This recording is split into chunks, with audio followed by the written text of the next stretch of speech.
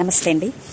అయ్యా పండిత పీఠాధిపతులారా, జ్ఞానులారా, యోగులారా, లోకము విషయములో అనగా తమో రజో సత్వ గుణముల విషయములో నశించినటువంటి శరణార్థులను అనగా సర్వధర్మాన్ని పరిత్యజించి సంపూర్ణ శరణాగతి కోరినటువంటి శరణార్థుల కొరకు లోకమును జయించినటువంటి తన శక్తినే అనగా తన ప్రాణమునే అనుగ్రహించుటకు వచ్చిన పురుషుడు ఎవడు, ఎప్పుడు, ఏలాగున, ఎక్కడ తన ఈ కార్యము నెరవేర్చబడిందో కానక ఆ పురుషుడి గురించినటువంటి మాటను విశ్వాసముతో శ్రవణ మనన నిధిధ్యాస చేయక ఉంటే పురోగతి అనగా ఆత్మసాక్షాత్కారం అనేది మిగులు క్లేశకరము అని తెలిసి కూడా భక్తిని కలిగి ఉన్నారా నాయనా?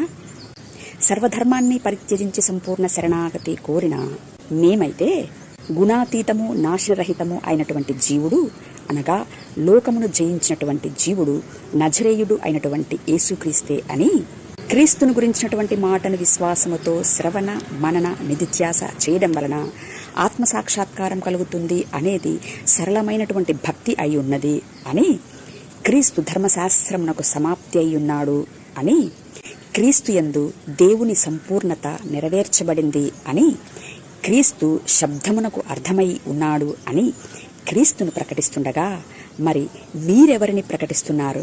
భరత శ్రేష్ఠులారా, సత్యాన్ని అన్వేషించేటువంటి వారు ఈ మా మాటలను నిదానముగా ఆలోచన చేయగలరని మనవి. Thank you. నమస్తే.